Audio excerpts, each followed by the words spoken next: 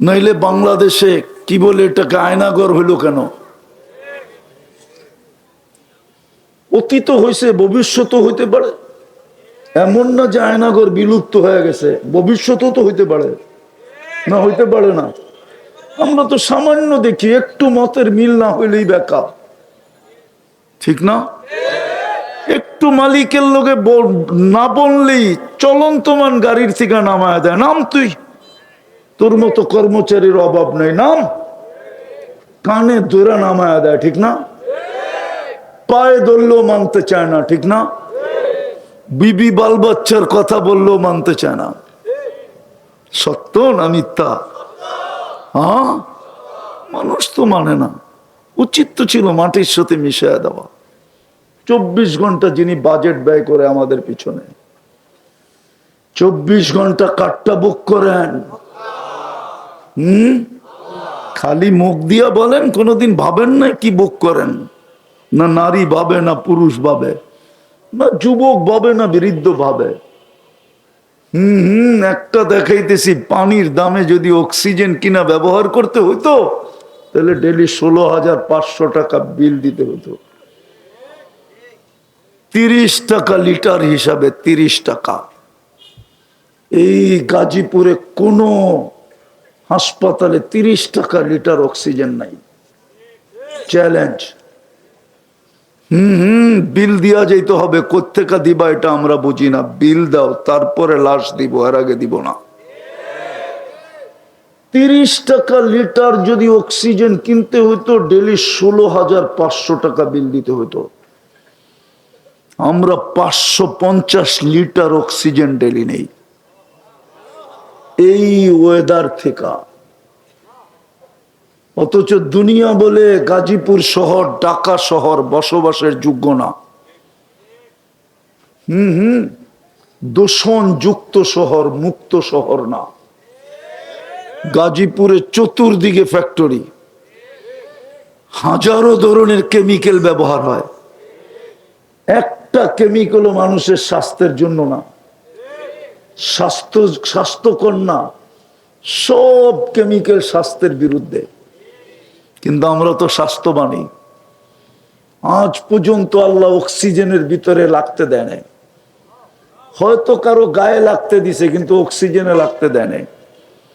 সারা বাজারই তো হাইব্রিডে ভরা। বাংলাদেশের সমস্ত খাদ্য ভেজাল। যারা পিওর বইলা বেচে, ওটো ভেজাল। অনলাইনে বেচুক আর 2 লাইনে বেচুক, কিন্তু মা বোনরা তো ওইটাই খায়। আজ পর্যন্ত তো বাচ্চার দুধে আল্লাহ ভেজালের ছোঁয়া লাগতে দেয় না। আল্লাহ তো নিজেই বলতেছে, লাবানান খালিসা, পিওর দুধ। কিয়ামত পর্যন্ত বিকল্প আসতে দিব না। পাওয়া যাবে গাজীপুরে, বহুত দুধ পাওয়া যাবে। বড় বড় শোরুম আছে গাজীপুরে। বাচ্চাদের দুধ পাওয়া যাবে প্যাকেটজাত, বড় দামি দামি। কিন্তু গায়ে লেখা আছে মায়ের দুধের বিকল্প নাই। অথচ মা সারাদিন ভেজাল খায়। কি খায়? সারাদিন হাইব্রিড খায়। আমাদের শাকসবজি 99.99 হাইব্রিডের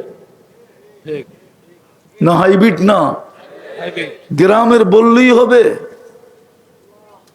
সব সার দেওয়া, কীটনাশক দেওয়া, ঠিক না?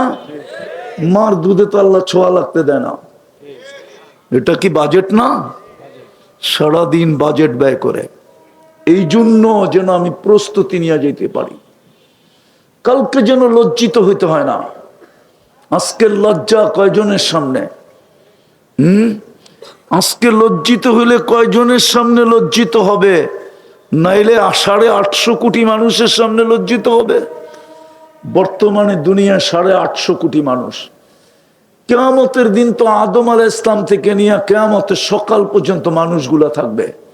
কালকে লজ্জিত হলে তো পুরা মানব জাতির সামনে লজ্জিত হইতে হবে।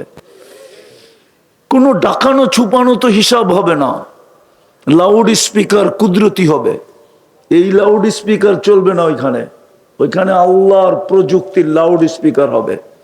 ঘোষণা হবে, খসিরা ফুলান ইবনু ফুলান, অমুকের ছেলে অমুক অসফল। প্রস্তুতির জন্যই তো আমাদের পিছে ব্যয়, পরিশ্রম তো বেশি ছিল না। ওই আল্লাহওয়ালা তো এটি বুঝাইতেছিল, বেটা কবরে দেখতেছি এই লোকগুলা যখন দুনিয়াতে ছিল 24 ঘন্টা আল্লাহ মাফ করার জন্য ডাকতো। গাজীপুরের মানুষ এখনো ডাকতেছে। আমি বানায় বলতেছি না, বুখারী শরীফে লেখা আছে, হালমি মুস্তাগফির ফাগফির আলা। হায় আধ্যাত্মিক শক্তি থাকলে মাউত লাগায় শোনায় দিতাম আওয়াজ। এখন ডাকতেছে, কে আসিস মাপ চাবি। দুনিয়ালারা শাস্তি দিতে অভ্যস্ত, আমি মাপ করতে অভ্যস্ত। দুনিয়ালারা দোষ মিডিয়ায় প্রচার করতে অভ্যস্ত। ও যুবক, আমি তোর দোষ লুকাইতে অভ্যস্ত। আযকুরুকা আস্তুরুকা ওয়ালাউ তাকশানি, যদিও তুই আমাকে ভয় পাস না, আমি সারাদিন লুকাই। নাইলে যুবকরা বলো, ওরা সারাদিন ইন্টারনেটে যা দেখে, যদি বাড়িওয়ালারা জানতো একজনকে ঘরে ঢুকতে দিত না। মা বলতো তোকে জন্ম না দিয়ে একটা সাপ জন্ম দিলে ভালো হইতো। আমি খুইলা বললাম না, ওরা নেটে সারাদিন যা দেখে, 2 জন 3 জন মিলামিলা দেখে, একটারে খোঁচা দেয়, দেখছ, আর হিট হইতে দেরি হয় না।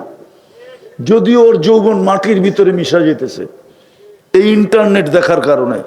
ও জানেও না, জানবে হয়তো একদিন জানবে, কিন্তু ওই দিন উইকেট পড়া যাবে, আর জেনে লাভ হবে না। গাজীপুরের কোনো হারবালে যৌবন পাওয়া যায় না, আমেরিকার হারবালেই পাওয়া যায় না। গাজীপুরের হারবালে কোত্থেকে পাওয়া যাবে? আমেরিকার হারবালই তো পাওয়া যায় না, চায়নার হারবালে কোত্থেকে পাওয়া যাবে? আমেরিকার হারবালই তো পাওয়া যায় না, কলিকাতার হারবালে কোত্থেকে পাওয়া যাবে? আর মডার্ন আর হামদর্দের হারবালে কোত্থেকে পাওয়া যাবে? আমেরিকান হারবালই তো নাই। আমি তো ঘুরে ঘুরে দেখে আসলাম, একবার তো দেখি না, 10 বার দেখছি, তারপর নাই, ওইখানে হারবালে যৌবন নাই। যুবক ভালো মতে বোঝো, কাজে দিবে। আমি শেষ জায়গায় চলে আসছি, দীর্ঘায়ু করব না। 12টার উপরে 12:20 বাজে, আর লম্বা করার সুযোগ নাই। বুঝলে অল্পতে বুঝবে, নাইলে জীবনেও বুঝবে না। বুঝের হইলে অল্পতে বোঝে, বুদ্ধিমান ইশারায় বোঝে, বেউকুফরে মিনারা দেখাইলেও বুঝবে না। বুঝলে এতটুকুই বুঝবেন, দুনিয়ায় কোথায় আছেন আমার বিষয় না, আল্লাহরও বিষয় না, অবস্থান কি, পজিশন কি, এটাও বিষয় না। বিষয় প্রস্তুতি কতটুকু, কালকের জন্য কতটুকু প্রস্তুতি নিলাম, কবরের জন্য কতটুকু নিলাম। এইখানে তো একজনও নাই, প্রমাণ দিব উনিও নাই। জানি না মা বাবা দুজন আছে কিনা, প্রতিদিন মা বাবার জন্য 2 রাকাত নফল পড়ে কিনা? একজনও নাই এখানে যাদের মা বাবা নাই। 2 রাকাত নফল মা বাবার জন্য প্রতিদিন কেউ পড়ি না। মা বাবা কি যখন ভুলে গেছি, তার কাকে স্মরণ রাখবো? আর আমাকেও আবার কে স্মরণ রাখবে? তাদিনু তুদানু, তুমি যেমন করবে এমনই মিলবে। বিদায় আমাদের পিছনে ব্যয় প্রস্তুতি নেওয়ার জন্য। আর এই উম্মতের জন্য সহজ ছিল, বিলকুল সিম্পল, বিলকুল সহজ। উর্দুতে বলে চুটকি, এটারে চুটকি বলে, এটারে আমরা বলি তুরি। চুটকিতে সহজ, চুটকির মতো সহজ। এই উম্মতের জন্য প্রস্তুতি সহজ ছিল। আর সহজ হবে না কেন? উম্মত তো চিনি না। মুহাম্মদুর রাসূলুল্লাহ সাল্লাল্লাহু আলাইহি ওয়াসাল্লাম যাদের নবী, তাদের আবার প্রস্তুতি কঠিন হয় তো হয় কি করে? কঠিন হইলে তো 1 রাত্র 83 বছর আল্লাহ বানায়া দিতেন না। কোন উম্মতকে 1 রাত্র 83 বছর দেন নাই। লাইলাতুল কদর কোন উম্মতের জন্য ছিল না। রমজান ছিল, কিন্তু আমাদের মতো রমজান কোন উম্মতের জন্য ছিল না। 1 ওয়াক্ত পড়লে 10 ওয়াক্তের সওয়াব পাওয়া যায়, তা একা পড়লে। আর যদি জামাতের সাথে পড়ে 1 ওয়াক্ত পড়লে 270 ওয়াক্তের সওয়াব পায়। ওই উম্মতের প্রস্তুতি বড় সিম্পল ছিল, সহজ ছিল। কোন উম্মতের জন্য আল্লাহ অপেক্ষা করবেন কি করেন না আমি জানি না, কিন্তু এই উম্মতের জন্য অপেক্ষা করেন, হাত্তা ইউগারগের কণ্ঠনালীতে রু আসা পর্যন্ত অপেক্ষা করেন যে ফিরল কিনা, ফিরল, ইউটার্ন নিল কিনা, নিল কিনা। ওটা আমাদের নবীজির চোখের পানির কারণে। নবীজি উম্মতের জন্য কাঁদছেন। উম্মত তো নবী চিনে না, বেশিরভাগ মানুষ নাম জানে না, জানলেও উচ্চারণ করতে জানে না। রাগ হয়ে গেলেন? আমার শিক্ষিত সমাজই জানে না, অশিক্ষিত কোত্থেকে জানবে? শিক্ষিত সমাজই তো উচ্চারণ করতে জানে না। আমি রাগ হব না, সারাদিন নাম বলবো না, সারাদিন এরকমই বহুত মানুষের সাথে পাল্লা পড়ে। ইদানিং তো আরো বেশি পড়ে। দেখি তো নামটাও সহি শুদ্ধ উচ্চারণ করতে পারে না, অথচ বড় এডুকেটেড, বড় শিক্ষিত, বড় পদস্থ, বড় পজিশন, কিন্তু মোহাম্মদ নামটা সুন্দরভাবে উচ্চারণ করতে পারে না। কসম খোদার, রাগ হয় না। কোথায় আছেন এটা আল্লাহর বিষয় না, পজিশন কি আল্লাহর বিষয় না। গাজীপুরের মানুষ ভালো মতে বোঝেন, আল্লাহর বিষয় হলো প্রস্তুতি নিল কিনা। প্রস্তুতির জন্য ডেলি কোটি টাকা আমাদের পিছনে ব্যয় করেন। আমি এটাকে খুলা দেখাইতে পারি। কোরআন এই দিকে ইঙ্গিত দিছে, অফি আনফুসিকুম আফালা তুবসিরুন। তুই তোকে নিয়ে কোনোদিন ভাবিস না, তুই তোকে বিশ্লেষণ করিস না, তুই তোকে ব্যাখ্যা করিস না। তুই তোকে ব্যাখ্যা করে দেখ, বিশ্লেষণ করে দেখ, অ্যানালাইসিস করে দেখ। তুই তোর ভিতরে একটু ডুব দিয়া দেখ, একটু চিন্তা করে দেখ, তোর পিছনে আমার ব্যয় কত, প্রত্যেক মানুষের পিছনে আল্লাহর ডেলি ব্যয় কত। আমাদের সরকার বাজেটের কয় টাকা আমাদের পিছে ব্যয় করে? যদি ব্যয়ই করতো, হাজার হাজার কোটি টাকা এই দেশ থেকে পাচার হইতো কি করে? জন্ম লগ্ন থেকেই তো পাচার হয়ে আসতেছে, জন্ম থেকেই তো আমরা জ্বলছি। এই দেশের মানুষ তো জন্মের থেকেই জ্বলতেছে, ঠিক না? না জ্বলে না? কয় টাকা ব্যয় করে আর আল্লাহ কত করে? যুবক একটু ভাবো, আজকে সুযোগ আছে। আল্লাহ এটাই বলছিল, উপরে ছিল তো একবারও হাত উঠায় নাই। এখন তো 24 ঘন্টা দেখতেছি মাপ চাইতেছে, আল্লাহ একবারও তাকায় না। কসম, একবারও তাকাবে না। 1000 বৎসর চিল্লাইলেও তাকাবে না। কোরআনে 1000 বৎসরের কথা লেখা আছে। 1000 বৎসর চিৎকার দিবে, আল্লাহ বইলা চিৎকার দিবে, তাকাবে না।